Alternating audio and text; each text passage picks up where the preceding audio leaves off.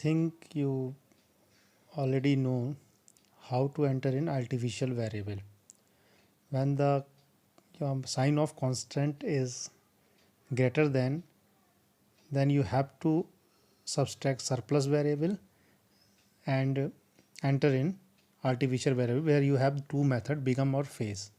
Now I'm starting begum method. This is the first method of artificial variable, begum method. In this method, suppose I will take one question: maximum z is equal to 3x1 minus x2, 2x1 plus x2, 2x1 plus 3x2, 3x2, 4, x1, x2, 0. This is our objective function, this is constant, and this is non-negative restriction. Now to see this condition, this sign, we understand that we have to subtract surplus variable to change this canonical form in standard form.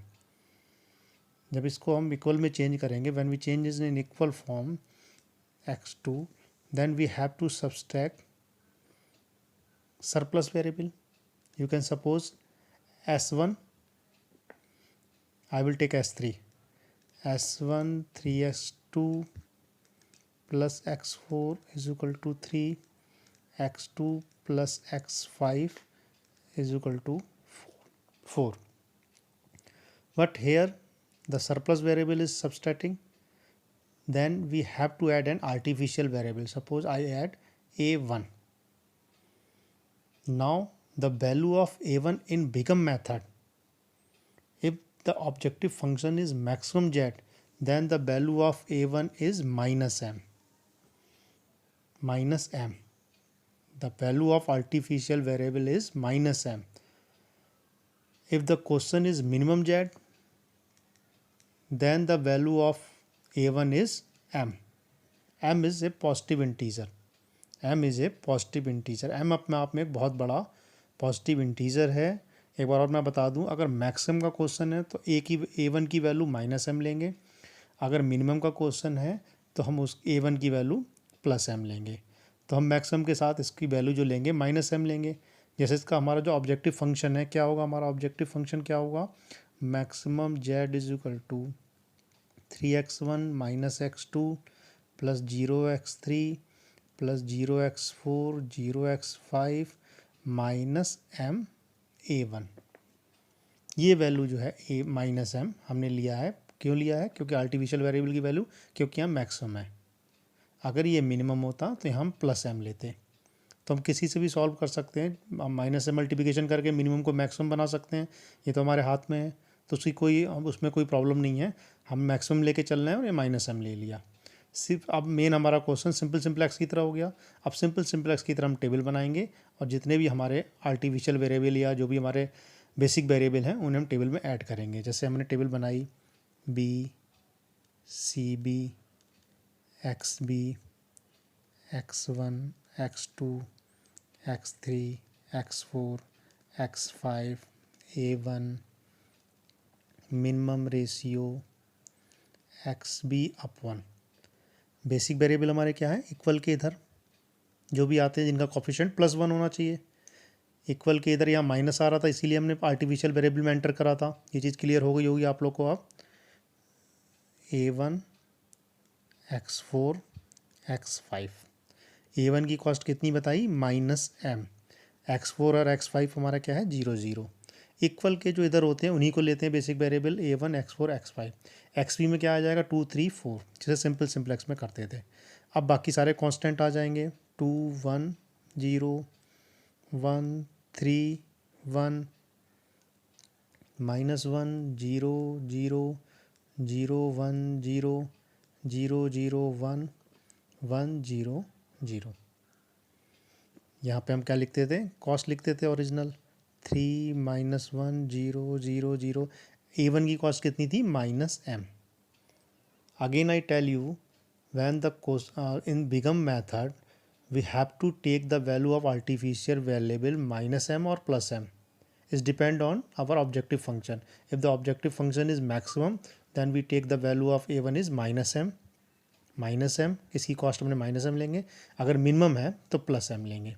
तो वो कोई बहुत बड़ा bother करने वाला विषय नहीं है हमारा। अब उसके बाद हम सिंपल सिंप्लेक्स लगाएंगे जैसे हम लगाते थे।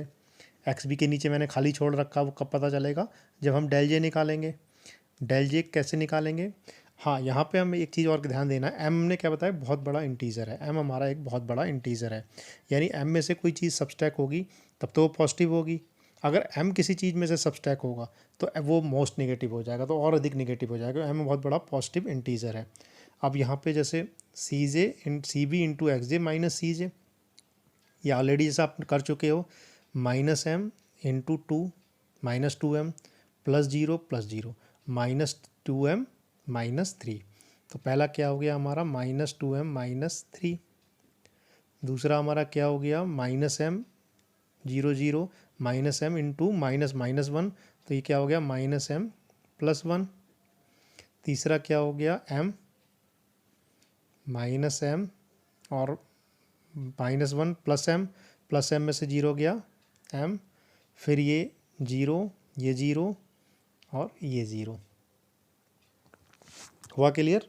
मेन आपने डेल जे का वही मेथड लगाया जो आज तक आप लगाते आ रहे थे, सी B into X J minus C जे, उससे आपका डेल जे मिल गया। अब देखिए यहाँ पे माइनस टू एम, इन सब में मोस्ट नेगेटिव कौन सा है, ये वाला, क्योंकि यहाँ माइनस टू एम है। जब माइनस टू एम है तो यहाँ से हमें पता चल गया हमारा इन कौन सा होगा नेक्स्ट टेबल में, x1, यानी इनमें से किसी एक की जगह हमारा x1 आएगा। किसकी जगह आएगा वो पता चलेगा मिनिमम रेशियो से। अब हम xv के नीचे कॉन्फिडेंस से लिख सकते हैं x1। xv कितना है, two into two one, three into one three, four into zero infinite, उसे नील कर देंगे। तो यहाँ मिनिमम रेशियो कौन सा हो गया हमारा, ये। अब देखिए इधर से ये इन हो रहा है, इधर से ये आउट हो रहा है, ये आउट हो रहा है, तो बीच में कौन सा एलिमेंट आ रहा है आपका, टू। अब हमें ये टू क्या मिल गया, की एलिमेंट। ये टू हमारा क्या है, ये हमारा टू की एलिमेंट। अब हम क्या करते हैं, सिंपलेक्स में की एलिमेंट को वन बनाते हैं, इसे जीरो बनाते हैं, यानी नेक्स्ट टेबल में हमारा क्या होगा, ये आर्टिफिशियल वेरिएबल a1 की जगह क्या आ जाएगा, x1, और x1 की कॉस्ट कितनी है, थ्री। x1 की कॉस्ट नेट टेबल में क्या आ जाएगी, थ्री। टू की जगह वन, तो यहाँ इसको वन से टू से डिवाइड कर देंगे पूरी रो को, तो यहाँ वन हो जाएगा। और यहाँ जीरो बनाने के लिए, ये तो ऑलरेडी जीरो है, बेनिफिट हो गया हमारा, इसमें कोई एलिमेंट्री ऑपरेशन नहीं लगाना। इस सेकंड रो में बनाने के लिए हम क्या करेंगे, फिर चाहते तो हम तो टू से डायरेक्ट मल्टीप्लिकेशन करके निकाल सकते थे, लेकिन मैंने क्या कहा था, एक्यूरेसी नहीं आएगी आंसर में, इसके लिए हम फ्रैक्शन वैल्यू ही यूज़ करेंगे। हम इसे टू से डिवाइड करके इसमें से सब्सट्रैक्ट कर देंगे, इसमें से टू से, इसको टू से डिवाइड करेंगे, इसमें सब्सट्रैक्ट कर देंगे, लेंगे इसी को देखते हुए, अपनी ओर से कोई स्पेशल अलग से कैरेक्टर नहीं लेंगे। अब नेक्स्ट टेबल में सारा कुछ करने के बाद, अब देखिए नेक्स्ट टेबल में बनाने जा रहा हूँ, इसमें से वन बनाऊंगा, इसे जीरो बनाऊंगा, सारे का हमारे चेंज हो जाएंगे। नेक्स्ट टेबल इंट्रोड्यूस करते हैं, तो ये हो गया आपका B C B X B x1 x2 x3 x4 x5, minimum ratio X B upon, इसको छोड़ दिया। यहाँ पे क्या आ गया, x1 x4 x5। देखिए यहाँ पे आर्टिफिशियल वेरिएबल हमारा हट गया। जब यहाँ पे आर्टिफिशियल वेरिएबल जब हमारा हट गया, इन हुआ, ये आउट हो गया, तो हमने ये वाले आर्टिफिशियल वेरिएबल को भी टेबल में कोई जगह नहीं दी, क्योंकि ये हमारा ऑलरेडी हट चुका है टेबल से। तो इस आर्टिफिशियल वेरिएबल, जितने भी हमारे आर्टिफिशियल वेरिएबल के क्वेश्चन होंगे बिगम या फेज के, उसमें आर्टिफिशियल वेरिएबल धीरे धीरे हटता जाएगा। लास्ट में हमारे पास प्योर जो टेबल बचेगी, प्योर बचेगी, जिसमें हम सिंपल सिंप्लेक्स की तरह क्वेश्चन करते थे। तो आर्टिफिशियल वेरिएबल ऑटोमेटिकली ही गायब होता जाएगा हर टेबल से, चाहे कितने भी क्वेश्चन हो। अब जैसे यहाँ पे की एलिमेंट वन बनाना था, अब x1 आ गया नेक्स्ट टेबल में, x1 की कॉस्ट कितनी थी, थ्री, तो यहाँ पे कितनी आ गई, थ्री, इनकी कॉस्ट जीरो। इसको हमें वन बनाना था, तो टू से डिवाइड कर दिया, तो ये one by two minus one by two zero. इसको हमें जीरो बनाना था, इसको जीरो बनाने के लिए हमने क्या करा, टू से डिवाइड करके इसे सब्सट्रैक्ट कर दिया। जब टू से डिवाइड करके सब्सट्रैक्ट करेंगे तो ये क्या हो जाएगा, टू से डिवाइड करेंगे वन, थ्री में से वन जाएगा टू, ये ज़ीरो, ये 5/2 1/2 1 0, और x5 आपका 0 था, 0, तो इसमें हमें कोई चेंज नहीं करना था, इसमें बेनिफिट हो गया। यहाँ कॉस्ट लिख देंगे फिर 3 - 1 0 0 0, और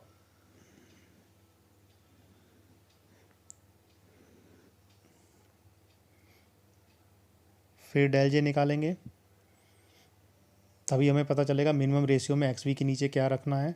डेल जे निकालने के लिए फिर अब हमारा एम हट चुका है। जितने भी क्वेश्चन होंगे आर्टिफिशियल वेरिएबल के, तो उसमें जैसे ही आपका आर्टिफिशियल वाली लाइन हटेगी, वो हटनी तय है। अच्छे क्वेश्चन होंगे जिसका सॉल्यूशन निकलना है, उसमें आर्टिफिशियल वेरिएबल अपने आप हटता जाएगा। अगर अपने आप नहीं हट रहा, आंसर तक आ रहा है, तो उसी को कहते हैं नॉन सॉल्यूशन। यानी आर्टिफिशियल वेरिएबल जब इंट्रोड्यूस लास्ट तक आंसर तक आ जाए, यानी आपके डेल जे पॉजिटिव हो जाए और आर्टिफिशियल आंसर में रह जाए, तो वो आपका क्वेश्चन गलत माना जाएगा, यानी उसका कोई सॉल्यूशन नहीं निकाल पाए। अब फिर डेल जे निकालते हैं, C V into X J minus C J, 3 - 3 0, 5/2 -3/2 0 0। अगर यहाँ पे सारे पॉजिटिव आ गए होते तो हमारा आंसर मिल जाता, लेकिन इत्तेफाक से फिर हमारा x3 में ये माइनस आ गया। इस माइनस ने हमारा काम और बढ़ा दिया, यानी हमें एक टेबल और जाना पड़ेगा। अब ये तो क्लियर हो गया, ये इन होगा। इस इन का मतलब क्या हो गया, अब हम एक्स वी के नीचे किससे डिवाइड करेंगे, x3 से। अब ये चीज़ हमें बताएगा कि इनमें से कौन सी रो बाहर जाएगी। एक्स वी इंटू x3, ये तो माइनस हो गया, मैंने क्या बताया, माइनस और इन्फिनाइट को नील कर देते हैं। दूसरा क्या है, 2/1/2, ये क्या हो गया, 2/1/2। तीसरा क्या हो गया, 4 × 0, इसको भी नील, यानी एक ही बचा प्योर इंटीजर, तो जाहिर सी बात है यही आपका की एलिमेंट बन गया। अब नेक्स्ट की एलिमेंट में क्या करते हैं, जैसे की एलिमेंट बनेगा, नेक्स्ट जो भी टेबल बनेगी उसमें x3 किसकी जगह आएगा, x4 की जगह। और x3 की कॉस्ट क्या है मार्केट में, 0, तो वहाँ पे x3 की जगह कॉस्ट क्या आ जाएगी, 0। इसको 1 बनाएंगे, इसके ऊपर नीचे 0 0, ये ऑलरेडी 0 है, ये हमारा काम बच गया। इसको 1, इसको 0 बनाएंगे। इसको 1 बनाने के लिए हम 1/2 से डिवाइड कर सकते हैं, या 2 से इसको डिवाइड कर सकते हैं। अब लास्ट नेक्स्ट टेबल बनेगी हमारी B C B, X B, x1, x2, x3, x4, x5, x1, x3, x5, x1 हमारा क्या था, x2 0, 4 0, 5 1 2 0, इसको सिंपल जोड़ दिया था, तो ये हो गया था 3 3